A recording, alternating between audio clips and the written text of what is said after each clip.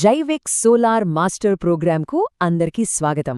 మిత్రులారా, ఈరోజు మీ అందర్నీ ఇక్కడిలా చూడటం మాకు చాలా గర్వంగా, సంతోషంగా ఉంది. మేము జైవిక్లో గత 15 సంవత్సరాలుగా ఈ మార్కెట్లో పనిచేస్తున్నాం.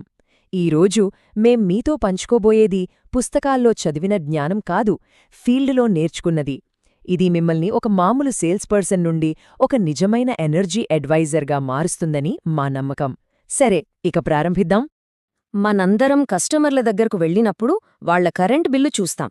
దానిపైన ఒక పెద్ద నంబరుంటుంది. చాలామంది సేల్స్ చేసేవాళ్లు అక్కడితోనే ఆగిపోతారు. కానీ ఒక జైవిక్ ఎనర్జీ అడ్వైజర్ అలా చెయ్యడు.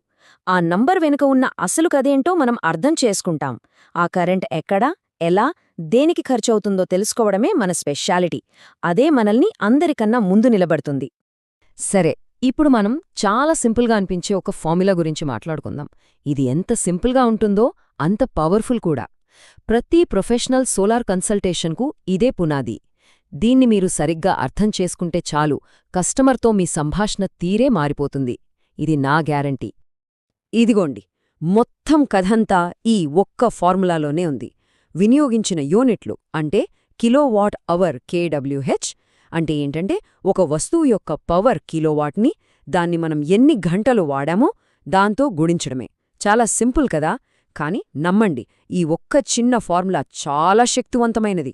దీన్ని మీ మనసులో బాగా ముద్రించుకోండి. దీన్నే ఒక ప్రాక్టికల్ ఉదాహరణతో చూద్దాం. అప్పుడు మీకు ఇంకా బాగా అర్థమవుతుంది. ఉదాహరణకి, మన అందరి ఇళ్లల్లో ఉండే ఒక సాధారణ 1.5 టన్ ఏసీని తీసుకుందాం. దాని పవర్ రేటింగ్ సుమారుగా 1.5 కిలోవాట్లు ఉంటుంది. అది రోజుకు సగటున 8 గంటలు నడిచిందనుకోండి, అప్పుడు రోజుకు 12 యూనిట్లు ఖర్చవుతుంది. మరి నెలకెంత?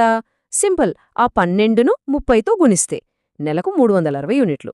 గుర్తుపెట్టుకోండి, ఇది కేవలం ఒకే ఏసీ నుండి. ఓకే, ఇప్పుడు అసలు విషయానికి వద్దాం.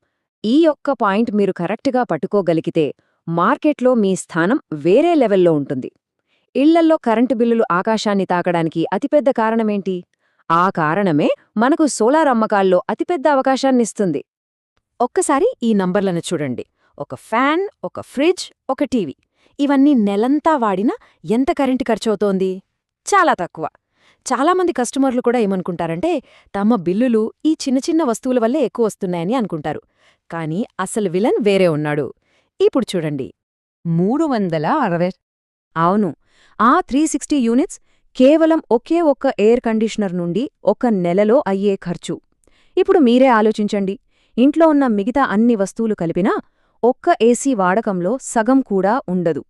కరెంట్ బిల్లులో సింహభాగం ఈ ఏసీదే. కాబట్టి ఈ పాయింట్ని మీ మైండ్లో బాగా ప్రింట్ చేసుకోండి. ఇది మా 15 సంవత్సరాల అనుభవసారం. ఏ కస్టమర్లైతే ఏసీలు ఎక్కువగా వాడతారో వాళ్లే మనకు సరైన టార్గెట్.